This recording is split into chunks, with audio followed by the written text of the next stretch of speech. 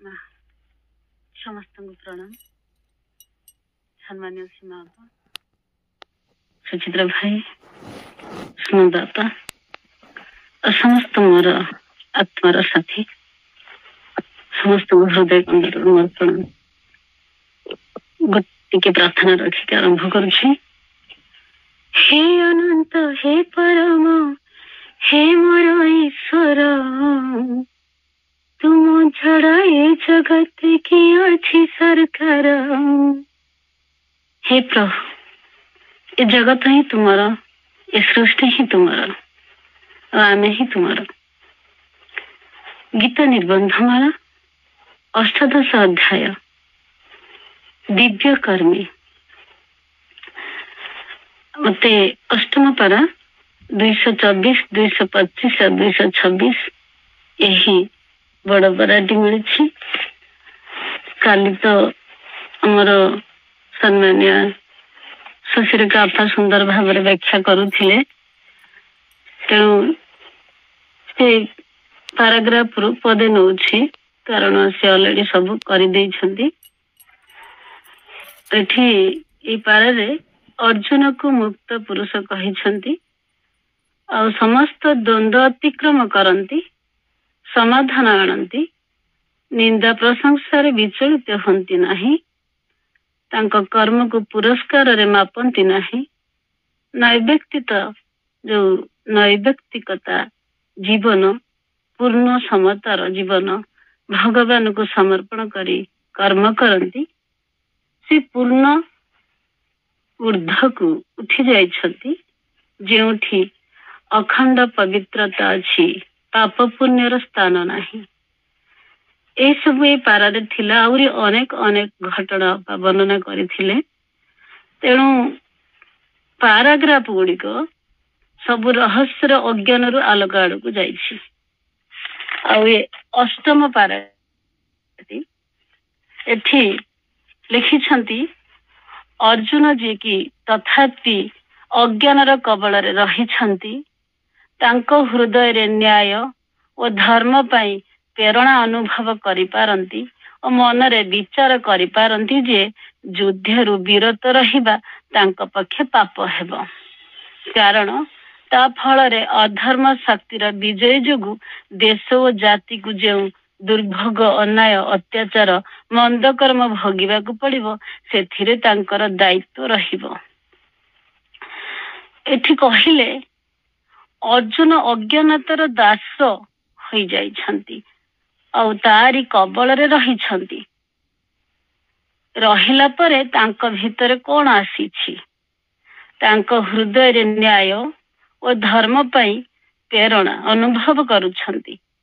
गोटे पटे और सेपटे दुई पटर कथा कहा जाइछि। एठी मन रे विचार करि पारंती मु तो क्षत्रिय लोक युद्ध करबा को आसीछि युद्ध न करी विरत होई जीवी काहेकि बाहरी चली जीवा तांको पक्षे पाप हेबो। पुणी पाप तो हेबो जदि युद्ध न करी मो अधर्म बढ़ी जीवो आ अधर्म शक्ति विजय जोगु मु उत्तरदायी हेबी। तेणु एठी ब्याड फोर्स र जीती जीवो आ मु दायी हेबी। जेमिति जदि दुर्योधन जीती जीव युद्धटा ताले असत्य को पळै जीव अधर्म को पळै जीव। जेमिति मु सेमान को मारी भी नाही यदि युद्ध करी भी नाही देश और जाति को जो दुर्भोग अन्याय अत्याचार मंद कर्म भोगिबा को पड़िबो सेथिपाई मते माने दायित्व नेबा को हेबा पड़िबो।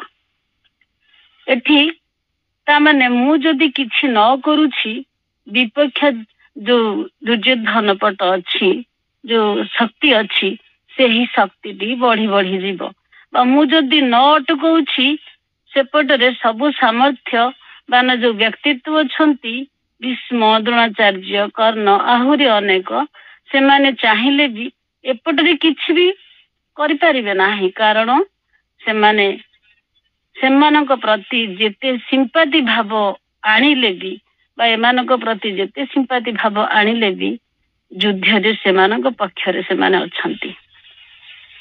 ତେଣୁ ମୁଁ ନ ଛିଡା ହେବି, ଅଧର୍ମ ବଢିବ, ପାପ ବଢିବ, କୋଉଠି ନା କୋଉଠି ମୁଁ ଉତ୍ତରଦାୟୀ ହେବି।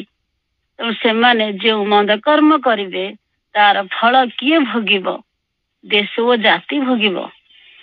ସାଧାରଣ ଚେତନାଧାରୀ ବ୍ୟକ୍ତି କହିବ ମୋର ସାମର୍ଥ୍ୟ ନାହିଁ, ମୁଁ ପାରିବି ନାହିଁ। ତେଣୁ ଅର୍ଜୁନ ପାଖରେ ସାମର୍ଥ୍ୟ ଅଛି ସେମାନଙ୍କ ସହିତ ଲଢିବାର, ତାଙ୍କ ସହିତ ଲଢିବାର। ସେଥିପାଇଁ ତାଙ୍କର ଜନ୍ମ। ଯଦି କରିବ ନାହିଁ ତାହେଲେ ଦାୟୀ ହେବ, କାରଣ ମୋ ସାମର୍ଥ୍ୟକୁ କାମରେ ଲଗାଉ ନାହିଁ। ବିଚାର କରୁଛନ୍ତି ଏଠି କହିଲେ, ଅଥବା ସେ ନିଜ ହୃଦୟରେ ହିଂସା ନରହତ୍ୟା ପ୍ରତି, ପୁଣି କହୁଛନ୍ତି ଏଠି କହିଲେ, ଅଥବା ସେ ନିଜ ହୃଦୟରେ ହିଂସା ନରହତ୍ୟା ପ୍ରତି ବିତୃଷ୍ଣା ଅନୁଭବ କରିପାରନ୍ତି ଓ ମନରେ ବିଚାର କରିପାରନ୍ତି ଯେ ସମସ୍ତ ରକ୍ତପାତ ହିଁ ପାପ ଓ ତାହାର କୌଣସି ଅବସ୍ଥାରେ ବି କଣ ସମର୍ଥନ ଯୋଗ୍ୟ ନୁହେଁ। ପୁଣି କହୁଛନ୍ତି, ଆମେ ଯଦି ଟିକେ ପଛକୁ ଯିବା ତାଙ୍କର ମନର ଅବସ୍ଥା ବି ଆମେ ଜାଣିପାରିବା। ଆମେ ଏଠି ପଛରେ ଦେଖିଛେ ଯେ ଗୋଟେ ଏକ ପ୍ରଥମ ଅଧ୍ୟାୟର 45 ଶ୍ଲୋକରେ ଅଛି, ଅହବତହତ୍ ପାପଂ କର୍ତ୍ତୁଂ ବ୍ୟବସ୍ୟତା ବୟଂ ଯତ୍ରାଜ୍ୟ ସୁଖଲୋଭେନ ହନ୍ତ୍ୟଂ ସୁଜନଂ ମୁଦ୍ୟତା। ଏଠି ସେ କହିଛନ୍ତି, ଯଦି ଆମ୍ଭେମାନେ ଯେଉଁ ମହାପାପ କରିବାକୁ ବସିଅଛୁ, ଏହା କି ଦୁଃଖର ବିଷୟ ନୁହେଁ? ଯେହେତୁ ରାଜ୍ୟ ଲୋଭରେ ଆତ୍ମୀୟ ସୁଜନକୁ ମାରିବା ପାଇଁ ଅଗ୍ରସର ହୋଇଛୁ। ଏଠି ଏ ବିଚାରଟି ତାଙ୍କର ଆସିଥିଲା। ଅନେକ ବିଚାର ଅଛି, ତେଣୁ ଅନେକ ବିଚାର ମଧ୍ୟରୁ ଏ ଟିକେ ଛୋଟିଆ ଛୋଟିଆ ବିଚାର କହୁଛି। ଏଠି କହିଲେ ଦୁଷ୍ଟମାନଂ ସୁଜନାନଂ କୃଷ୍ଣ ଯୁଜୁତୁ ସୁନ ସମବସ୍ତିତନଂ सीदन्ति मम गात्राणि मुखं च परिशुष्यति वेपस्तु च शरीरे मे रोमहर्ष च जायते गाण्डीवं शास्यते हस्तात् तोर्कं चैव परिहत्यते न च सकम्यावस्थातु भ्रमति च मे मनः। ए जो 28-29 ଶ୍ଲୋକରେ ବିଚାରଟା ମୁଁ ଟିକେ କହିଦଉଛି। ଏଠି କହୁଛନ୍ତି ଯେ ହେ ଅର୍ଜୁନ କହୁଛନ୍ତି, ହେ କୃଷ୍ଣ, ଯୁଦ୍ଧ କରିବା ମାନସରେ ଏକତ୍ର ହୋଇଥିବା ଏହି ସୁଜନ ମାନଙ୍କୁ ଦେଖି ମୋର ସମସ୍ତ ଶରୀର ଶୀର୍ଣ୍ଣ ହେଉଅଛି, ଆଉ ମୁଖ ଶୁଖି ଯାଉଛି, ଆଉ ଦେହ କମ୍ପି ଅଛି, ତା ସଙ୍ଗେ ରୋମହର୍ଷ ଜାତ ହେଉଛି, ଗାଣ୍ଡିବ ଧନୁ ଧରି ପାରୁନାହିଁ, ଦେହରେ ଚର୍ମ ଅଗ୍ନିରେ ପୋଡିଗଲା ପରି ଜଣା ପଡୁଛି। ତେଣୁ ହେ କେଶବ, ମୁଁ ଠିଆ ହୋଇ ପାରୁନାହିଁ, ତେଣୁ ବୁଦ୍ଧି ଭର୍ମ ହେଲା ପରି ବୋଧ ହେଉଛି, ନାନା ଅଶୁଭ ଲକ୍ଷଣ ଦେଖାଯାଉଛି। ତେଣୁ ଏଠି ଏଇ ଯୋଉ ଶ୍ଲୋକରେ ଅଶୁଭ ଲକ୍ଷଣ କଥା ଦେଖାଯାଉଛି, ଏଠି ତାର ବର୍ଣ୍ଣନା ଟିକେ ଭିନ୍ନ ଆସୁଛି। ଏଠି ବର୍ଣ୍ଣନା କଣ ଆସିଲା? ଏଠି କହିଲେ ଅଥବା ସେ ନିଜ ହୃଦୟରେ ହିଂସା ନରହତ୍ୟା ପ୍ରତି ଯଦି ବିତୃଷ୍ଣା ଅନୁଭବ କରିପାରନ୍ତି ଓ ମନରେ ଯଦି ବିଚାର କରିପାରନ୍ତି ଯେ ସମସ୍ତ ରକ୍ତପାତ ହିଁ ପାପ ଓ ତାହା କୌଣସି ଅବସ୍ଥାରେ ବି ସମର୍ଥ ଯୋଗ୍ୟ ନ, ଯଦି ଯୁଦ୍ଧ ନ କରିବେ ବିତୃଷ୍ଣା ହିଂସା ଆଉ ନରହତ୍ୟା ଅନୁଭବ କରିପାରନ୍ତି, କାହିଁକି ନା ମଣିଷ ମାନଙ୍କୁ ମାରିବି, ହତ୍ୟା କରିବି, ବିତୃଷ୍ଣା ଭାବ ଆସିଲା ଯଦି ପ୍ରଥମେ ଦାୟୀ ରହିବି। ଦ୍ୱିତୀୟରେ କହିଲେ ବାହାରି ଆସିବି, ଯଦି ଅଧର୍ମ ବଢିବ, ପାପ ବଢିବ, ଦେଶ ଜାତି ଫଳ ଭୋଗିବ। ତାପରେ କହିଲେ ସେମାନଙ୍କୁ ଭଲ ନ ପାଇଲି, ମୋ ଭାବରେ ନରହତ୍ୟା ବିତୃଷ୍ଣା ଭାବ ଯଦି ଆଣିଦେବ, ସେହି ବ୍ୟବସ୍ଥା ଯୋଉ ଅବସ୍ଥା ପ୍ରତି ଯୋଉ ବିତୃଷ୍ଣା ଆସିଲା, ମୁଁ ଦୂରେଇ ଯିବି। ଯଦି ଘୃଣା ଆସିଲେ ଜଣେ ଦୂରେଇବ ନା, ଯେତେବେଳେ ଘୃଣା ଆସିଲେ ଜଣେ ଦୂରେଇବ, ତେଣୁ ଏଠି ତୃଷା ଆସିଲେ ଯେତେବେଳେ ପ୍ରାଣୀ ପାଖକୁ ଜଣେ ଯିବ, ତେଣୁ ଏଠି ଯେତେବେଳେ ତୃଷା ଆସୁନାହିଁ ମାନେ ଦୂରେଇବ। ତେଣୁ ସେ କଣ କରୁଛନ୍ତି ନା, ଯଦି ବିତୃଷ୍ଣା ଭାବ ଆସିଲା, ବିତୃଷ୍ଣା ଆସିଲେ ତାହେଲେ ବାହାରି ଯିବି। ଓ ପୁଣି କହୁଛନ୍ତି ମନରେ ବିଚାର, ମନର ବିଚାର କରିପାରନ୍ତି। ଆଉ ଯିଏ ସମସ୍ତ ରକ୍ତପାତ ହିଁ ପାପ ଓ ତାହା କୌଣସି ଅବସ୍ଥାରେ ବି ସମର୍ଥନ ଯୋଗ୍ୟ ନୁହେଁ। ମାନେ ଏଟା ତ ସତ୍ୟ କଥା ଯେ କହୁଛନ୍ତି ଯେ ଏହି ରକ୍ତପାତ ହିଁ ପାପ ଆଉ ସମର୍ଥନ ଯୋଗ୍ୟ ବିଚାର କରିପାରନ୍ତି। ଏଠାରେ ଠିକ ନୁହେଁ। ଯୋଉ ବିଚାର କରୁଛନ୍ତି ଏଇ ଦୁଇ ପ୍ରକାର ମନୋଭାବ ଭାବ ହିଁ ମଣିଷର ବିଚାର ଆଗରେ କିଣା ସମାନ ଭାବରେ ଯୁକ୍ତିଯୁକ୍ତ ଓ ନ୍ୟାୟସଙ୍ଗତ ବାଢୁଛି। ଏଇ ଯୋଉ ଦୋଛକିରେ କଥା ଭାବୁଛନ୍ତି ଦାୟୀ ହେବି, ଦେଶ ଜାତିର ଫଳ ଭୋଗିବ, ମୋ ପାଇଁ ଦ୍ୱିତୀୟ ମନୋଭାବ କହୁଛି ରକ୍ତପାତ ହିଁ ପାପ ଆଉ ସମର୍ଥନ ଯୋଗ୍ୟ ନୁହେଁ, ନରହତ୍ୟା କରିବି ଏ ବି ପାପ, ବିତୃଷ୍ଣା ଭାବ ଅନୁଭବ କରିବି। ଏହିଭଳି ଦୁଇଟି ପ୍ରକାରର ମନ ଭାବ ହିଁ ସମାନ ଭାବରେ ଯୁକ୍ତିଯୁକ୍ତ ଅର୍ଥ ଓ ବିଚାର ଯୁକ୍ତି କରୁଛି। ସେ ବିଚାରକୁ ଯୁକ୍ତି କରୁଛି ଯେ ଆମ୍ଭେମାନେ ଯଦି ଆମେ ମନକୁ ନବା, ଆମେ ସମସ୍ତେ ମନକୁ ନେବା ବା ଅନୁଭବ କରିବା, କିଛି ବିଚାର କରିବା, ଯଦି କିଛି ନୂଆ କାର୍ଯ୍ୟ ଆମକୁ ମିଳିଲା ଆମେ ମଧ୍ୟ ସେଇ ଦୋଛକିରେ ଆସିଥାଉ। ମୁଁ କରିବି ନ କରିବି, ହବ ନ ହବ, ଏଇ ନୂଆ କାର୍ଯ୍ୟଟି ମୋ ଦ୍ୱାରା ସକ୍ସେସ୍ ହବ, ତେଣୁ ଆମେ ଭାବିଥାଉ। କାର୍ଯ୍ୟଭାର ଯଦି ଦିଆଗଲା ଆମ ମନ ମଧ୍ୟରେ ହଁ ନାଁର ବିଚାର ଆସିଥାଏ। ଭଲ ହେବ ମନ୍ଦ ହେବ ଅନେକ ବିଚାର ଆସି ଆଗରେ ଛିଡା ହେଇଥାଏ। ସେଇଭଳି ଅର୍ଜୁନ ଆଗରେ ମଧ୍ୟ ଆସିକି ଛିଡା ହୋଇଛି। ତେଣୁ ମଣିଷ ମତିଭ୍ରମ ମଧ୍ୟ କରେଇ ଦେଇଥାଏ। ମନ ସିଏ ନା ଯାହା କହୁଛି ଠିକ, ଇଏ ବି ଦୁଇ ଜଣ ଯେତେବେଳେ ଯୁକ୍ତି କରୁଛନ୍ତି, ଗୋଟେ ସତ୍ୟ ଗୋଟେ ମିଥ୍ୟା, ସିଏ ବି କହୁଛି ମୁଁ ଠିକ କହୁଛି, ଇଏ ବି କହୁଛି ମୁଁ ଠିକ କହୁଛି। ତେଣୁ ଯୁକ୍ତି ବାଢେ, ତା ଭିତରକୁ ନ୍ୟାୟସଙ୍ଗତ ଚିନ୍ତାଟି ବାଛିବା କଷ୍ଟ ହୁଏ ବା ବାଛିଥାଏ। ତେଣୁ ଅର୍ଜୁନ ଆଗରେ ଦୁଇଟି ଯୁକ୍ତି ମୁଣ୍ଡ ଟେକୁଛି। ଏଠି ମୁଁ ଦାୟୀ, ସେଠି ବି ପାପ ହେବ, ନରହତ୍ୟା କଲେ ନ କଲେ ପାପୀ ବିଜୟୀ ହବ। ପୁଣି କହୁଛନ୍ତି ଆଉ ଯଦି ନ କରୁଛି ପାପୀ ବିଜୟୀ ହବ। ଦୁଇ ପ୍ରକାରର ମନୋଭାବ ବିଚାର ଆଗରେ ସମାନ ଭାବରେ ଯୁକ୍ତି ବାଢୁଛି। ଜଣେ ବ୍ୟକ୍ତି ଅନ୍ଧାରରେ ଅଜ୍ଞାନରେ ଛିଡା ହୋଇ ଦେଖୁଛି ଆଉ ଶୁଣୁଛି ଆଉ କିଛି କରିପାରୁନାହିଁ। ସେ କହୁଛି ମୋ ମତବାଦ ଠିକ, ସେ କହୁଛି ମୋ କଥା ଠିକ, ନ୍ୟାୟସଙ୍ଗତ କଥା। ତାପରେ ଏଠି କହୁଛନ୍ତି ଏହା ଭିତରୁ କେଉଁଟିକୁ ତାର ମନ ଗ୍ରହଣ କରିବ ବା ଜଗତର ଦୃଷ୍ଟିରେ ଗ୍ରାହ୍ୟ ହେବ, ତା ନିର୍ଭର କରେ ବ୍ୟକ୍ତି ଉପରେ ଓ କାଳ ଓ ପରିସ୍ଥିତି ଉପରେ। ଏ ଶବ୍ଦରେ ଏଟା କହୁଛନ୍ତି କଣ, ଯେଉଁ ଦୁଇଟି ବିଚାର ଆସିଛି ମତେ ବାଛିବାରେ ଅଛି, କୋଉଟା ମୁଁ ମନ ଗ୍ରହଣ କରୁଛି ଆଉ ମୁଁ ଯୁଦ୍ଧ କରିବି, ଜଗତ ଦୃଷ୍ଟିରେ ଗ୍ରାହ୍ୟ ହେବି, ଏଠି ସେ ବିଚାର କରୁଛନ୍ତି। ତାପରେ ଏଠି କହୁଛନ୍ତି ନ କରିବି ଯଦି ତାର ପରିଣାମ ନିର୍ଭର କରେ ବ୍ୟକ୍ତି ଉପରେ, କାଳ ପରିସ୍ଥିତି ଉପରେ। ମୁଁ କେଉଁ ଅବସ୍ଥାଟିକୁ ବାଛିବି, ଯଦି ବାଛିଲି ସମୟ ଓ ପରିସ୍ଥିତି ତାର ପରିଣାମ, ତାର ଫଳ କଣ ଦେଉଛି, ତାହେଲେ ସମୟ ପରିସ୍ଥିତି ତାର ଫଳ ଦବ, କୋଉଟା ଠିକ କୋଉଟା ଭୁଲ। ତେଣୁ ତାର ମନ ଉପରେ ନିର୍ଭର କରେ। ମନ ସିନା, ତାପରେ ଏଠି ଲେଖୁଛନ୍ତି ମନ ସିନା ଗ୍ରହଣ କରିବ, ତାପରେ ଜଗତ ଦୃଷ୍ଟିରେ ଗ୍ରାହ୍ୟ ହେବା ଦରକାର, ଦୁନିଆ ଗ୍ରହଣ କରିବା ଦରକାର। ମନ ବୁଝିଗଲା, ତେଣୁ ଦୁନିଆ ଜଗତ କିପରି ବୁଝାଇବ। ଜଗତ ଦୁନିଆ କଣ କହୁଛି, ଜଗତ କଥା ଶୁଣିବି ନା ମନ କଥା ଶୁଣିବି। ବ୍ୟକ୍ତି ଉପରେ ନିର୍ଭର, ପୁଣି କହୁଛନ୍ତି ବ୍ୟକ୍ତି ଉପରେ ନିର୍ଭର ଓ କାଳ ପରିସ୍ଥିତିକୁ ବାଛିବ ନା ମନକୁ ବାଛିବ। ପୁଣି କହୁଛନ୍ତି ସେ ବ୍ୟକ୍ତିତ୍ୱ ଉପରେ ନିର୍ଭର କରୁଛି। ପୃଥିବୀ ଅଲଗା ଚାହୁଁଛି, ମନ ଅଲଗା ଚାହୁଁଛି, ବ୍ୟକ୍ତି ଚିନ୍ତା କରିବ କଣ କରିବ। ଏଇ ସମୟରେ ପରିସ୍ଥିତି ମୁଣ୍ଡ ଟେକିଛି, ମୁଁ କଣ କରିବି, ମୁଁ ଭାବନାରେ ଭାସୁଛି। ଯଦି ପରିସ୍ଥିତି ଅସହାୟ ହୁଏ ବା ହେଲା, ତାପରେ କହିଲେ ଯେମିତି ଆପଣ ମାନେ ଜାଣିଛନ୍ତି ସମସ୍ତେ ଯେ ସେଇ ପରିସ୍ଥିତି ସମୟ ବୋଧେ ଶ୍ରୀ ଅରବିନ୍ଦଙ୍କୁ ମଧ୍ୟ ଆସିଥିଲା। ଯେମିତି ଶ୍ରୀ ଅରବିନ୍ଦ ପରିବାର ସୁଖ ଶାନ୍ତିରେ ରହିବି ନା ଆମୋଦ କରିବି, ମାକୁ ରକ୍ଷା କରିବି। ଆପଣ ଜାଣିଛନ୍ତି ମୁଁ ସ୍ତ୍ରୀ ପିଲା ସହିତ ଆମୋଦ କରିବି ନା ମାକୁ ରକ୍ଷା କରିବି କହିଥିଲେ। ମାଙ୍କ ଛାତି ଉପରେ ବସି ଯଦି ଏକ ରାକ୍ଷସ ରକ୍ତପାନରେ ଉଦ୍ୟତ ହେଲା, ତାହେଲେ ପୁଅର କଣ କର୍ତ୍ତବ୍ୟ। ସାଧାରଣ ବ୍ୟକ୍ତି ହୁଏତ ମାଡ଼ଗାଳ, ନିର୍ଯାତନା, ଧର୍ଷଣ, ଗୁଳି ଲାଠି ମାଡ଼ରେ କିଣା ଇଂରେଜ ମାନଙ୍କ ଠାରୁ ଦବି ଯାଉଥିଲା। ଯିଏ ବୀର ଯୋଦ୍ଧା ଏସବୁ ସହ୍ୟ କରିପାରିବନି। ଯାହାର ଲଢିବାର ସାମର୍ଥ୍ୟ ଅଛି, ସେଥିପାଇଁ ତାଙ୍କର ଜନ୍ମ। ସେ ତ ଏ ପରିସ୍ଥିତି କାଳର କରାଳରେ ନିଷ୍ପତ୍ତି ନେବାକୁ ହେବ। ଦେଶ ପାଇଁ ପୁଅ କଣ କରିବ, ଉଦ୍ଧାର କରିବ ନା ଶାନ୍ତିରେ ଆନନ୍ଦରେ ସାଧାରଣ ଲୋକ ପରି ଘରେ ଆନନ୍ଦରେ ଶୋଇଯିବ ବା ରହିଯିବ।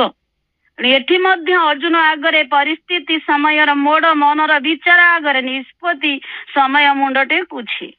ନିଜର ବିଚାର କିପରି ବଦଳାଇବ, ପରିସ୍ଥିତି କିପରି ବଦଳାଇବ, ସମୟ କିପରି ବଦଳାଇବ ତା ଉପରେ ନିର୍ଭର କରୁଛି।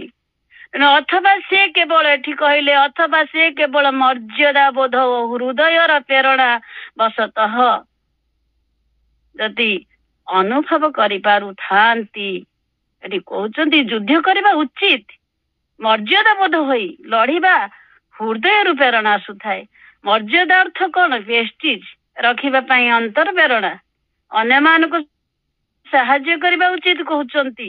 ଯେମିତି ଆପଣ ମାନେ ଜାଣିଛନ୍ତି ମର୍ଯ୍ୟାଦା ପୁରୁଷୋତ୍ତମ ରାମଚନ୍ଦ୍ରକୁ କୁହାଯାଏ। ଯେମିତି ରାମଚନ୍ଦ୍ର ମର୍ଯ୍ୟାଦା ପୁରୁଷୋତ୍ତମ, ପିତା ସତ୍ୟ ପାଳନ କରିଥିଲେ, 14 ବର୍ଷ ବନବାସ ଯାଇଥିଲେ, ପ୍ରଜା ବତ୍ସଳ, ଅନେକ ଅନେକ କାହାଣୀ ତାଙ୍କର ଜାଣିଛନ୍ତି। ତେଣୁ ଏଠି ସମୟ ଆମେ ଯଦି ଜାଣିବା ତାହେଲେ ମର୍ଯ୍ୟାଦା କୋଉଠି ଥାଏ? ଆମର କର୍ତ୍ତବ୍ୟରେ, ଆମର କର୍ମରେ। ଏଠି ସମୟ ଆହ୍ୱାନ, ମଣିଷ ଏକ ଜୀବନ ଅତି ମାନସକୁ ଧାରଣ କରିବା ପାଇଁ ଆମେ ପାଠ ସବୁ ପଢୁଛେ।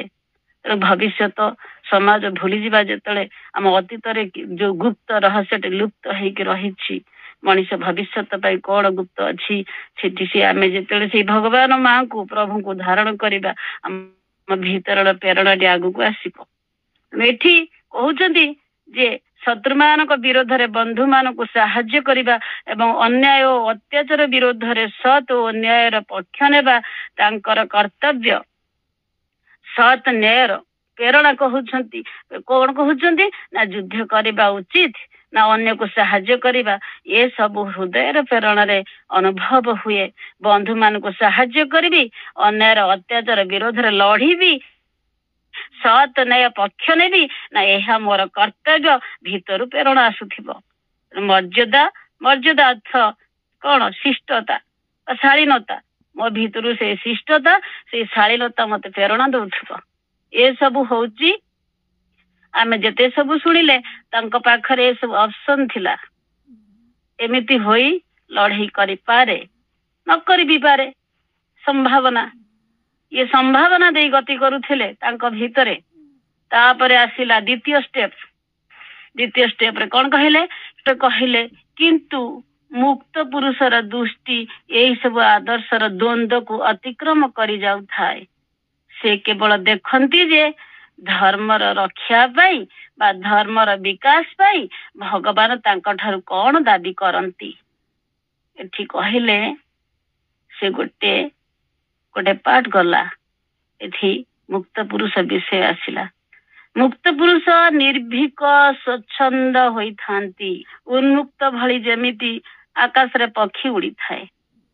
ଏଠି କହିଲେ ମୁକ୍ତ ପୁରୁଷର ଦୃଷ୍ଟି ଆଦର୍ଶ ଓ ଦ୍ୱନ୍ଦ୍ୱକୁ ଅତିକ୍ରମ କରିଥାଏ। ଏ ଦ୍ୱନ୍ଦ୍ୱକୁ ମୁକ୍ତ ପୁରୁଷ ଅର୍ଜୁନକୁ ମଧ୍ୟ କୁହାଯାଇଛି।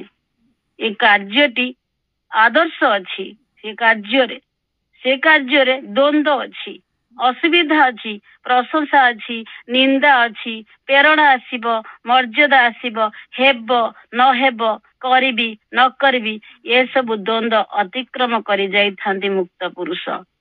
କିଏ ଦୁଃଖ ଦେଲା, କିଏ ସୁଖ ଦେଲା, ଏସବୁ ଭୂକ୍ଷେପ କରନ୍ତି ନାହିଁ। ସେ କେବଳ ଧର୍ମର ରକ୍ଷା ପାଇଁ, ସତ୍ୟର ରକ୍ଷା ପାଇଁ, ତାଙ୍କର ଧର୍ମର ବିକାଶ ପାଇଁ ଭଗବାନ କଣ ଚାହୁଁଛନ୍ତି ସତ୍ୟକୁ ଅନୁସରଣ କରନ୍ତି। ଆଉ ତାଙ୍କର ନିଜର ବ୍ୟକ୍ତିତ୍ୱ ଲକ୍ଷ୍ୟ କିଛି ନଥାଏ, ସେ ଭଗବାନଙ୍କ ଲକ୍ଷ୍ୟରେ ପରିଚାଳିତ ହୋଇଥାନ୍ତି। ମତେ ଏଇଟା ଦରକାର, ଯୋଉ ଏଠି ଲେଖିଛନ୍ତି ତାଙ୍କର ନିଜର ବ୍ୟକ୍ତିଗତ ଲକ୍ଷ୍ୟ ନାହିଁ। ବ୍ୟକ୍ତିଗତ ଲକ୍ଷ୍ୟ ପୁଣି କଣ?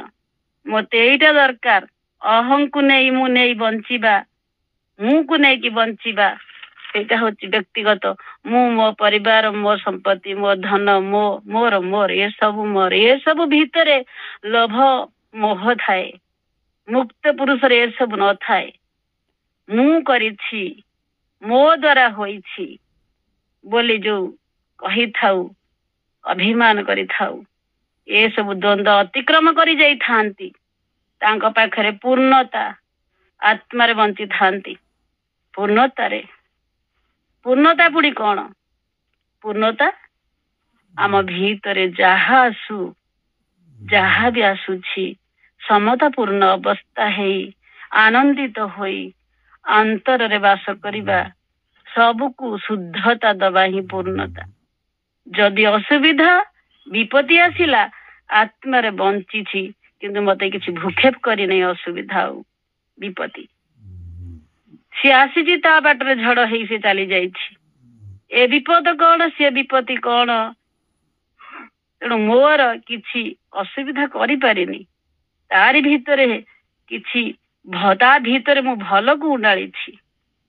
ଇଏ କହନ୍ତି ନାଇଁ ମୁକ୍ତ ପୁରୁଷ ଭାବନା ସ୍ୱଚ୍ଛ ପବିତ୍ର ସ୍ୱୟଂ ଭଗବାନଙ୍କର ଭାବନା।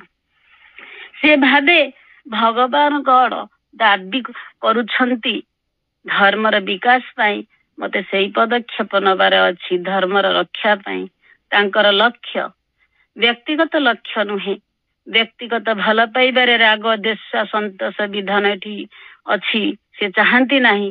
ଏଠି ଲେଖିଛନ୍ତି କଣ ରାଗ ଦେଶ ସନ୍ତୋଷ ବିଧାନ ସେ ଚାହାନ୍ତି ନାହିଁ। ତାଙ୍କର କର୍ମ ଆଗରେ ସେ ଏପରି କୌଣସି କଠିନ ଅନମନୀୟ ନୀତି ବା ଆଦର୍ଶ ରଖି ନାହାନ୍ତି ଯାହାକି ମାନବ ଜାତିର ନମନୀୟ ବିକାଶ ଓ ପ୍ରଗତିର ବାଧା ସ୍ୱରୂପ ହେବ ବା ଅନ୍ତର ଆହ୍ୱାନକୁ ଭୂକ୍ଷେପ ନ କରି ତା ବିରୋଧକୁ ଛିଡା ହେବ। ଏ ଲାଇନରେ ଲେଖିଛନ୍ତି ତାଙ୍କର ଏସବୁ ନାହିଁ। ଆମର ବ୍ୟକ୍ତିଗତ ଲକ୍ଷ୍ୟ ହେଲା ପୂର୍ଣ୍ଣତା, ଯଥାର୍ଥ ଦିଗରେ କିଣା ବିନିଯୋଗ କଲେ ପରିପୂର୍ଣ୍ଣତା ଲାଭ ହୁଏ। ମୁଁ କିଏ, ମୁଁ କେଉଁଠୁ ଆସିଛି, କାହିଁକି ଆସିଛି ଏବଂ କେଉଁଠି ଅଛି ଆଦିମ ଜିଜ୍ଞାସା ଗୁଡିକର ସମାଧାନର ସୂତ୍ର ଏହି ଚୈତ୍ୟ ସତ୍ତା ବା ଅନ୍ତର ଆତ୍ମା ଠାରେ ଲୁକାୟିତ। ଆମ ତପସ୍ୟା ଚୈତ୍ୟର ତପସ୍ୟା, ପ୍ରେମର ତପସ୍ୟା, ଯାହା ମୁକ୍ତ ପୁରୁଷ ବିପୁଳ ସୌଭାଗ୍ୟର ଅଧିକାରୀ ହୋଇଥାନ୍ତି। ସେମାନେ ବ୍ୟକ୍ତିଗତ ଲକ୍ଷ୍ୟ ମୁଁ ତୁମକୁ ଭଲ ପାଉଛି ତୁମେ ମତେ ଭଲ ପାଅ, ଯାହା ସମାଜରେ ଭଲ ପାଇବାକୁ ନେଇ ଘଟୁଛି ସମସ୍ତେ ଜାଣନ୍ତି। ରାଗ ଦେଶ ବଢି ଚାଲିଛି, ମୁଁ ଯାହା କରୁଛି ତୁମେ ମାନେ ସନ୍ତୋଷ ବିଧାନ ମୋ ପାଇଁ କର। ଏହା ବ୍ୟକ୍ତିଗତ ସ୍ତରର ଭଲ ପାଇବା। ଯେତେ ମିଳିଲେ ବି ତୃପ୍ତି ନାହିଁ, ପୁଣି ଆଉ କୋଉଠି ଉଣ୍ଡାଳନ୍ତି। ଏଠି କହୁଛନ୍ତି ତାଙ୍କର କର୍ମ ଆଗରେ କୌଣସି ଅନମନୀୟ ନୀତି ନୈତିକତା ପରମ୍ପରା ଆଦର୍ଶ ଓ ନୀତି ନିୟମ ରଖି ନାହାନ୍ତି। ସତ୍ୟ ଧର୍ମର ପକ୍ଷ ନେଇକି ଚାଲନ୍ତି। କାହା ପାଇଁ ଖରାପ ଭଲ ହେବ, କାହାକୁ ସପୋର୍ଟ କରିବା, ଏସବୁ କିଏ କଣ ଭାବିବ, କିଏ କଣ କହିଲା, ଏସବୁ ଛୁଏଁ ନା ତାଙ୍କୁ। ସେ ଦେଖନ୍ତି ସମାଜ ପାଇଁ ଦେଶ ପାଇଁ ଯାହା ଭଲ ତାହାରି ପାଇଁ ହିଁ ସେମାନେ ଲଢନ୍ତି। ଏଠାରେ ସମସ୍ତ ପ୍ରଥମ କହିଲେ ମାନବ ଜାତିର ନମନୀୟ ବିକାଶ, ଅର୍ଥାତ୍ ବିଶ୍ୱଗତ ସ୍ତରରେ ପରମ ବ୍ରହ୍ମଙ୍କର ବିରାଟ ସ୍ୱରୂପ ରୂପେ ଯୋଉ ବିଶ୍ୱଗତ ସ୍ଥିତି ରହିଛି ଏବଂ ତାଙ୍କର ଯୋଉ ପରାପ୍ରକୃତି ବିଶ୍ୱଶକ୍ତି ରୂପରେ କ୍ରିୟା କରି ଚାଲିଛନ୍ତି, ବ୍ୟକ୍ତିତ୍ୱ ମାନଙ୍କର ବିବର୍ତ୍ତନରେ ମାନବ ଜାତି ନମନୀୟ ହେବ।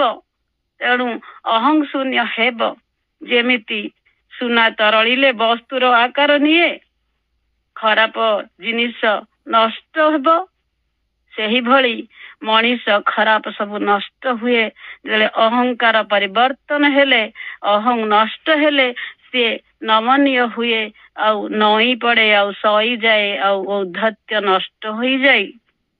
ସେଠି ତାଙ୍କର ଔଦ୍ଧତ୍ୟରେ କିଛି ନଥାଏ, ନମନୀୟତା ଥାଏ। ଏଠି ଦ୍ୱୟରେ କହିଲେ, ପୁଣି କହିଲେ ପ୍ରଗତିର ବାଧା ସ୍ୱରୂପ ହେବ। ଅର୍ଥାତ୍ ଭାବନ୍ତୁ, ସରକାର ମାଗଣା ଚାଉଳ ଦେଲା, ଗହମ ଦେଲା, ଲୋକମାନେ କାମ ନ କରି ବସି ଖାଇଲେ, ନିଜ ଶରୀର ସିନା ଅକାମିକା କଲେ, ଅଳସୁଆମି ବଢିଲା, କିଛି ଦାୟିତ୍ୱ ନେଲେ ନାହିଁ, ବୁଦ୍ଧି ନଷ୍ଟ କଲେ, ଲକ୍ଷାଧିକ ଟଙ୍କା ନଷ୍ଟ ହେଲା।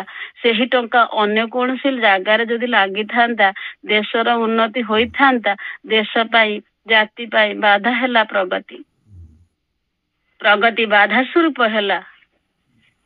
ଏଠି ସେହିଭଳି ମୁକ୍ତ ପୁରୁଷ ଦେଶ ପାଇଁ, ଜାତି ପାଇଁ, ପୃଥିବୀ ପାଇଁ କରିବାକୁ ଚାହାନ୍ତି। ପରିବର୍ତ୍ତନରେ ଦୁର୍ଯ୍ୟୋଧନ ଭଳି ଶତ୍ରୁ ତାଙ୍କୁ ବାଧା ଦେବେ, ତାଙ୍କ ଅଗ୍ରଗତିରେ ବାଧକ ହେବେ ଯେଉଁମାନେ ତାଙ୍କ କଥା କହୁଛନ୍ତି। ଯଦି ଏଠି ତ୍ରୟରେ କହୁଛନ୍ତି ଆନ୍ତର ଆହ୍ୱାନକୁ ଯଦି ଭୂକ୍ଷେପ ନ କରି ତା ବିରୋଧରେ ଛିଡା ହେବେ, ଆନ୍ତର ଆହ୍ୱାନକୁ ଅର୍ଥାତ୍ ଯେମିତି ଦ୍ରୋଣାଚାର୍ଯ୍ୟ ଭୀଷ୍ମ, ଆପଣ ଏଟା ଟିକେ ବୁଝନ୍ତୁ, ଆନ୍ତର ଆହ୍ୱାନକୁ ଭୂକ୍ଷେପ ନ କରି ତା ବିରୋଧରେ ଛିଡା ହେବେ ଅର୍ଥାତ୍ ଏଠି ଯଦି ଆମେ ବୁଝିବା ଦ୍ରୋଣାଚାର୍ଯ୍ୟ ଭୀଷ୍ମ ଅନେକ ବିଦ୍ୱାନ ବ୍ୟକ୍ତିଙ୍କୁ ଆନ୍ତର ଆହ୍ୱାନ ହୋଇଥିଲା, କିନ୍ତୁ ସେମାନେ ସତ୍ୟର ପଟରେ ନଥିଲେ। ପାଣ୍ଡବ ମାନେ ସତ୍ୟ ଧର୍ମରେ ଅଛନ୍ତି, କିନ୍ତୁ ଭୀଷ୍ମ ଦ୍ରୋଣାଚାର୍ଯ୍ୟ ମାନେ ଅନ୍ୟାୟର ପକ୍ଷରେ ଥିଲେ। ଆନ୍ତର ଆହ୍ୱାନ ହେଲେ ବି ସେମାନେ ଆନ୍ତର ଆହ୍ୱାନକୁ ଶୁଣି ନଥିଲେ, ବିରୋଧରେ ଛିଡା ହେଇଥିଲେ। ସେଥିପାଇଁ ଲାଇନଟି ଆନ୍ତର ଆହ୍ୱାନକୁ ଭୂକ୍ଷେପ ନ କରି ତା ବିରୋଧରେ ଛିଡା ହେବେ। ତେଣୁ ସେମାନେ ଆନ୍ତର ଆହ୍ୱାନ ଶୁଣିଲା ପରେ ବି ଅସତ୍ୟ ଅଧର୍ମର ପକ୍ଷ ନେଇଥିଲେ। ଆଉ ସେହିଭଳି ବ୍ୟକ୍ତି ମଧ୍ୟ ଜ୍ଞାନୀ ପଣ୍ଡିତ ହେଲେ ବି ଏ କାଟଗୋରୀକୁ ବାଛନ୍ତି। କଣ ପାଇଁ ନା କର୍ତ୍ତବ୍ୟ ଦାୟିତ୍ୱ ମତେ ନିଭେଇବାରେ ଅଛି, ମତେ ଏହି କର୍ତ୍ତବ୍ୟଟି ଦିଆଯାଇଛି। 3ଟି ସ୍ତରରେ ବ୍ୟକ୍ତିତ୍ୱ କଥା ଏଠି କୁହାଯାଇଛି। ତାର ଶତ୍ରୁ କେହି ନଥିଲେ ବି ସେ ଲଢେ, ତାଙ୍କର କିଛି ଶତ୍ରୁ ନଥିଲେ କିନ୍ତୁ ସେ ଲଢୁଥିଲେ। କେତେକ ଲଢିବେ, ପ୍ରଗତିର ବାଧକ ଆସେ, କେତେକ ଅହଂଶୂନ୍ୟ ନମନୀୟ ହୋଇ ଆଉ ନୀତି ଆଦର୍ଶର ନ ରଖି ବିକାଶ କରେ, ଲଢେଇ କରେ, ଆଉ ଶତ୍ରୁ ନଥିଲେ ବି ଲଢେ, ଆଉ ପରିସ୍ଥିତିର ଦାସ ହୋଇ ବି ଲଢେ। ସେଥିପାଇଁ କହିଲେ ବିରୋଧରେ ଯେଉଁମାନେ ଛିଡା ହୋଇଛନ୍ତି ସେମାନେ ପରିସ୍ଥିତିକୁ ଘଟଣା ଚକ୍ରରେ ତାଙ୍କ ବିରୋଧରେ ଆନିତ ହୋଇଛନ୍ତି ବା ଅଣାଯାଇଛି ନିୟତିର ଗତିକୁ ବାଧା ଦ୍ୱାରା କାର୍ଯ୍ୟ କରିବାକୁ। ଏଠି ତାଙ୍କୁ ଅଣାଯାଇଛି ଭାଗ୍ୟରେ ଚକ୍ରରେ ପେଶିବା ପାଇଁ। ତାଙ୍କର ବ୍ୟକ୍ତିଗତ ସ୍ୱାର୍ଥ ନଥାଇପାରେ, କିନ୍ତୁ ପ୍ରଗତି ବାଧକ ସାଜନ୍ତି। ଯେଉଁମାନେ ପ୍ରଗତିରେ ବାଧକ ସାଜନ୍ତି ତାଙ୍କ ବିରୋଧରେ ଲଢେଇ କରନ୍ତି। ଯେମିତି ଭାବନ୍ତୁ ରାବଣ ଆଉ ଶ୍ରୀରାମଚନ୍ଦ୍ର ଯୁଦ୍ଧ ହେଲା, କୁମ୍ଭକର୍ଣ୍ଣ ଜାଣିଛି ଏ ପାପ, ତଥାପି ଭାଇର ପକ୍ଷ ନେଲେ, ସପକ୍ଷରେ ଲଢିଲେ। ଶତ୍ରୁ ନହେଲେ ବି ଲଢେ, ପରିସ୍ଥିତିର ଦାସ ସେ। କେମିତି ଆପଣ ମାନେ ଏଠି ବି ଶୁଣି ଆସିଲେ, ଦ୍ରୋଣାଚାର୍ଯ୍ୟ ଭୀଷ୍ମ କର୍ଣ୍ଣ ଇତ୍ୟାଦି ଇତ୍ୟାଦି ସେମାନେ ମଧ୍ୟ ବିରୋଧରେ ଛିଡା ହୋଇଥିଲେ, ସତ୍ୟର ବିରୋଧରେ। ସେମାନେ ମଧ୍ୟ ପରିସ୍ଥିତିର ଦାସ। ପରିସ୍ଥିତି ପୁଣି କାହିଁକି ଦାସ ହେଲେ? ସେମାନେ ପରମ୍ପରା ଆଉ ଦାସତ୍ୱ ସ୍ୱୀକାର କରି ନେଇଥିଲେ। ବଂଶ ପରମ୍ପରା ମଧ୍ୟ ଗୋଟିଏ ଥିଲା। ଘଟଣା ଚକ୍ରରେ ଆନିତ ଅଣାଯାଇଛି ସେମାନଙ୍କୁ ନିୟତିର ଗତିକୁ ବାଧା ଦ୍ୱାରା ସାହାଯ୍ୟ କରିବାକୁ। ସେମାନେ ଜାଣନ୍ତି ଏହା ଭୁଲ, ତଥାପି ଇଚ୍ଛା ବିରୁଦ୍ଧରେ ଆସିଛନ୍ତି, ଯୁଦ୍ଧ କରିବେ। ତାଙ୍କର କିଛି ଭୁଲ ନାହିଁ। କାହିଁକି? ଖାଉଛନ୍ତି, ପିଉଛନ୍ତି, ରହିଛନ୍ତି, ସମ୍ପର୍କର ଦ୍ୱାହିରେ ଅଛନ୍ତି, ବନ୍ଧା ହେଇଛନ୍ତି, ବଂଶ ପରମ୍ପରା ନିୟମ ନିୟତିରେ ବନ୍ଧା ହୋଇଛନ୍ତି। ତାଙ୍କର ଅର୍ଜୁନ ଶତ୍ରୁ ନୁହେଁ କି କୃଷ୍ଣ ଶତ୍ରୁ ନୁହେଁ, ଅଣାଯାଇଛି ଯୁଦ୍ଧ ପାଇଁ। ତାଙ୍କୁ ଏଠି କହିଛନ୍ତି ଆନିତ ଅଣାଯାଇଛି। ତାଙ୍କର ଋଣ ଖାଇଛନ୍ତି, ସିଂହାସନକୁ ସୁରକ୍ଷା ଦେବା ବଚନ ଦେଇଛନ୍ତି, ବଚନବଦ୍ଧ। କାହାର ଦୟାରେ ଆମେ ମାନେ ବି ଜାଣିଛେ, ଆପଣ ମାନେ ସମସ୍ତେ ଅନୁଭବ କରିଥିବେ, କାହାଠାରୁ ଯଦି ଟିକେ ଦୟା ପାଇଥିବା ତାଙ୍କ ପାଖରେ ଆମର ବହୁତ ସିମ୍ପାତି ଥାଏ। ସେ ମତେ ସାହାଯ୍ୟ କରିଥିଲା, ହଁ ନା ନାଇଁ? ତେଣୁ ସମ୍ପର୍କରେ ନିଜକୁ ବାନ୍ଧି ଦେଇଛନ୍ତି। ସେ ଭୁଲ କରୁ ଠିକ କରୁ, ଆଉ କିଛି ବ୍ୟକ୍ତି ମୁକ୍ତ ପୁରୁଷ, ସେ ଭଲ ମନ୍ଦ ବିଚାର କରନ୍ତି, ପସନ୍ଦ ଅପସନ୍ଦ ତାଙ୍କ ପାଖରେ ଏସବୁ କିଛି ବି ସେ ଦେଖନ୍ତି ନାହିଁ। ନିନ୍ଦା, ପ୍ରଶଂସା, ଅଭିମାନ, ଉତ୍ତେଜନା ଏସବୁ କିଛି ଦେଖନ୍ତି ନାହିଁ। କାହାର ସପୋର୍ଟ ନେବି, ଇଏ ମୋର ପ୍ରିୟ ବ୍ୟକ୍ତି, ଇଏ ମୋର ଘର ଲୋକ, ମୋର ସାଙ୍ଗ ପିଲା, କିଛି ଦେଖନ୍ତି ନାହିଁ।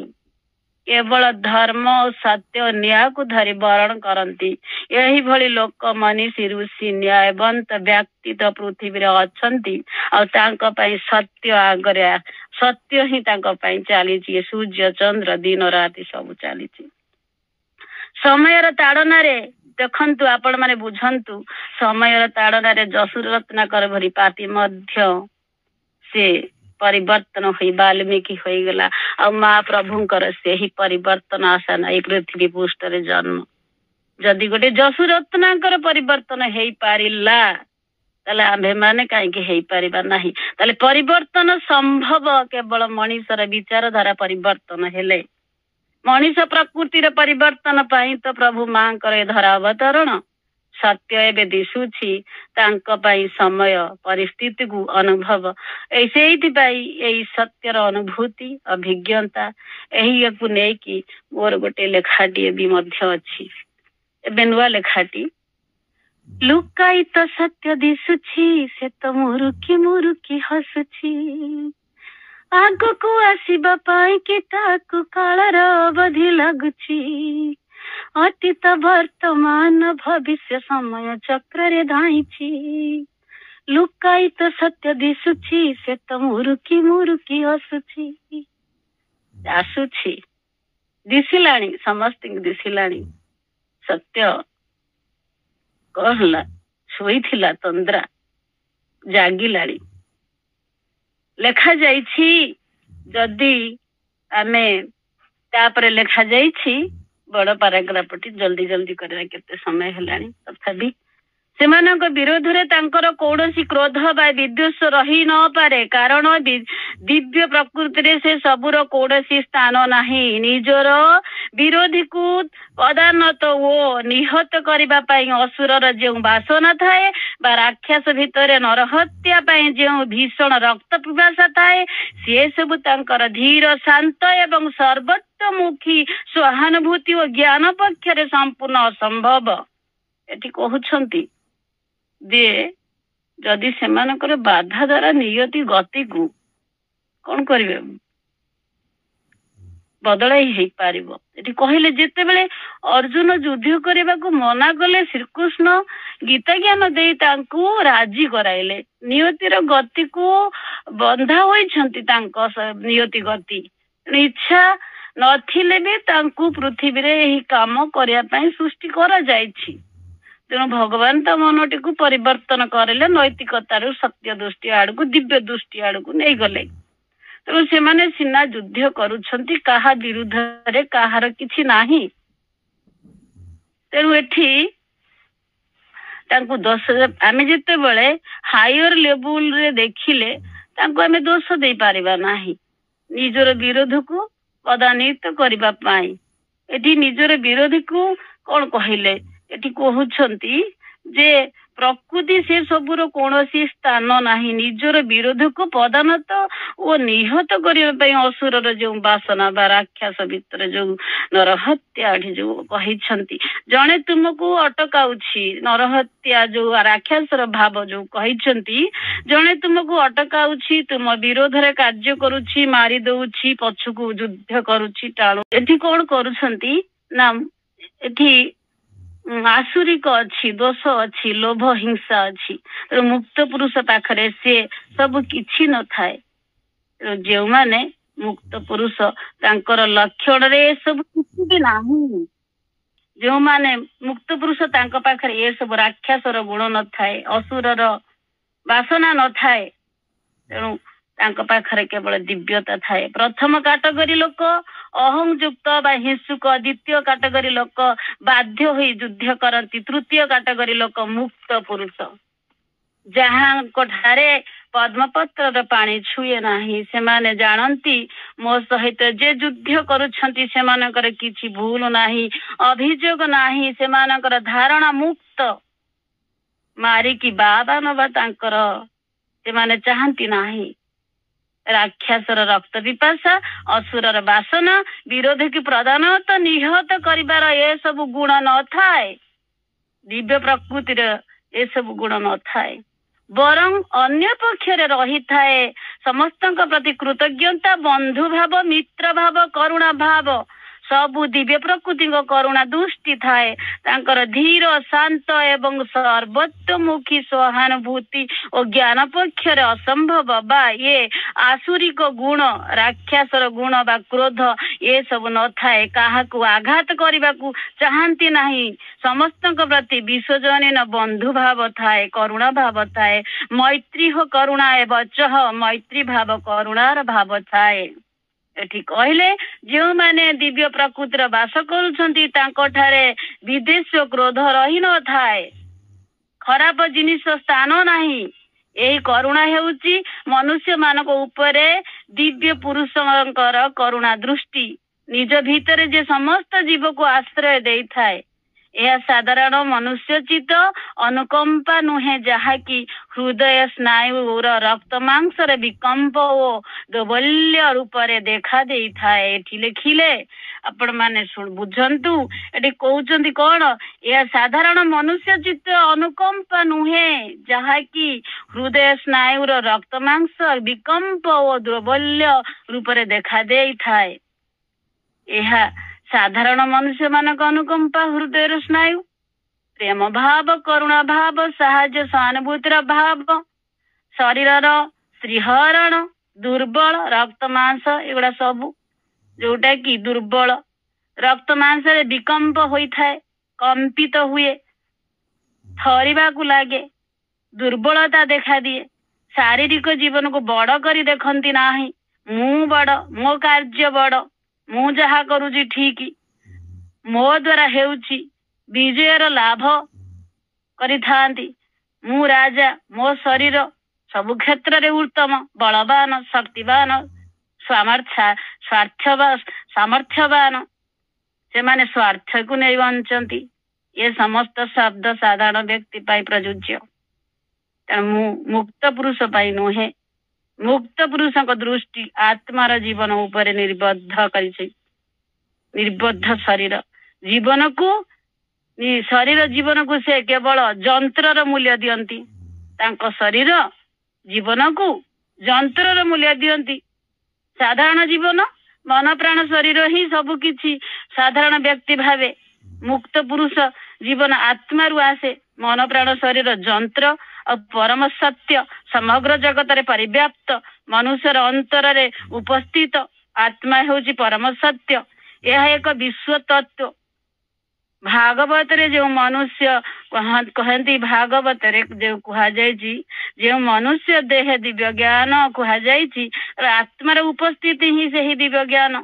सूचाई थाए विवर्तन धारा रे सत्य चेतनार अभिव्यक्ति अटकी जीवनी व्यक्तिर आत्मा परमात्मा को खोजी चली निज को निजे खोजी चली आलोकर दिशाटी आत्मार यह ही दिव्य प्रकृति मुक्त पुरुष आलोकर ज्योति प्राप्त करि थाए दिव्य गुण को धारण करी शरीर जंत्रटी आत्मार दिगरे चालित हुए परमक सह मर्जी थाए हजी थाए स्वतस्फूर्त भाव कार्य करी तांको भाषा रे स्पष्ट भाव देखा दे थाए आत्मार जीवन पूर्णतार जीवन दीप्तिमय जीवन व्यक्तिगत आलोकित होता है आमे जानिछे आमे कहू माँ मते तुमर जंत्र कर तुम शक्ति रे तुम प्रेमर करुणा रे परिचालित कर ता माने कौन माँ आत्मार जीवन सेटा माँ तुम्हें मोर ते जंत्र कर पुणी कहले से सहसा हत्या और संघर्ष पाई अग्रसर हुअंती नाही किंतु जदि धर्मर सत्र भितर युद्ध आसी जाए से पश्चात पद्य हुअंती नाही साधारण जी मो परिवार को कष्ट देला आमे माने जानी छे कमर भिड़ी देऊ तुम्हें कह कि मो पिला को कष्ट देल मो छुआ को कष्ट देल समस्त अंटा भिड़ी दे थाऊ लड़िबा पाई किंतु मुक्त पुरुष पाई धर्मर सूत्र रे युद्ध आसे से पछे घुंचा दियो नाही पछ घुंचा दियंती नाही पश्चात पद हुअंती नाही उदार समता पूर्ण ज्ञान सहित लड़ती तांकर धर्म नुहे तांकर ध्वंस नुहे से ध्वंस करने को आसी नाहांती से आसी धर्मर रक्षा पाई सहस्र हत्या संघर्ष हजार हजार हत्या बा संघर्ष उत्तेजना बा पीड़ित करने को से इच्छा नहीं तांकर काहाकू मु सहस्र बार मारिबी धरिबी से सृष्टि को रक्षा करने को आसी सृष्टि रखा भगवान चाहिए सुदर्शन चक्र मध्य बुले दे पारती से ध्वंस करि पारती धर्म हानि करि पारती पुणी सृष्टि मध्य करि पारती आवश्यकता पड़िले से सृष्टि को नष्ट भी कर दे पारती तेणु ये उदार समता पूर्ण ज्ञान सहित से यही धर्म युद्ध रे प्रवृत्त हुअन्ति एवं जो मानकर दक्षता ओ प्रभुत्व आनंद को ध्वंस करने को पड़े जो मानकर जीवन ओ विजयर मर्त उल्लास को चूर्ण करने हुए से प्रति मध्य समस्त सहानुभूति बराबर रही थाए एटी कहते जदि जो माने क्षमता ओ प्रभुत्व को अर्थात जो मानकर अहं को ध्वंस करने को पड़े ताहले से माने लड़ाई करने को चली था जो माने जीवन को मर्त उल्लास चूर्ण करती किए कहार को छड़े नहीं गला जोर कर नहीं गला अन्याय असत्य जो देखा तेणु मर्त उल्लास करके से कूदी था माति था मद्यप करी जो माने जहाँ करती चूर्ण कर दियंती लड़ती तेणु दुख आसे ना दुख करती ना बुझंतु बाली को हत्या कले एटी पुणी दुईटी लाइन कहते लाइन दुईटी मत बुझा भी कष्ट होता मर्त उल्लास को चूर्ण करने हुए से प्रति समस्त सहानुभूति एपटे कहते मारिकी चूर्ण करदे एपटे कहते सहानुभूति बुझंतु बाली को हत्या कले तेणु सुग्रीव को युवराज कले तारा स्त्री जो तारा स्त्री को सती कराइले तेणु मुक्ति पुणी से जो मारी बाली को मुक्ति मोक्ष देले एपटे सी चूर्ण करदे सेपटे सहानुभूति देवे ये हूँ भक्त भक्त को मुक्ति दि जाउछि कौन करा जाउछि ना संहार भी करने को पड़ो हाथ रे भी सी जीवन देवे दे पारे मुक्ति देदेवे संहार करदेले मुक्ति देदेले से आवश्यकता पड़ा परिस्थिति पड़ी आसी परिस्थिति पड़ी आसी बध करुछंती और संहार करुछंती मुक्ति देउछंती तथापि प्रति सहानुभूति रखिछंती खराब प्रति नाही से जानिछंती एमाने मोर संतान जेमिति देवता माने संतान असुर माने मध्य संतान भगवान एटी अंगार को तैयारी करिछि सूर्य को सेमिति तैयारी करिछि दुई जनकर आवश्यकता अछि अंगार भी अछि सूर्य भी अछि पूर्ण आत्मा भी अच्छी पापी मध्य अच्छी अंधकार भी अच्छी आलोक भी अच्छी सब समान मुक्त आत्मा धर्म हेउछि परित्राण करिवे संहार करिवे और धर्म को परिचालना करिवे कहा प्रति खराब भाव न थाए जदि भगवान खराब भीतर भल देखती भल भीतर मध्य भल देखती आमे तांकरी राज्य आसीछु भली हेबा नहीं चलवा एटा हूँ आम जीवन लक्ष्य तेणु ये मोर गोटे नुआ लेखाटी अच्छी पदे गायकी शेष करुच्ची देखिछु कि बंधु देखिछु कि भगवान को हे देखिछु कि मंदिर मंदिर जाउछु तू कई अंतर कंदरे अच्छी परमाई अति मानसर देवी जे से स्थाने बसीची से रत्न सिंहासने भाव महिमार भावनारे छंदी हंदी होई जा तू भावनारे देखिछु कि बंधु देखिछु कि भगवान को तू देखिछु कि वंदे मातरम समस्त को आउ थे प्रणाम करुछि एक आलोचना को माँ प्रभु चरण में समर्पण करुछि दोष त्रुटि थे क्षमा करेंगे।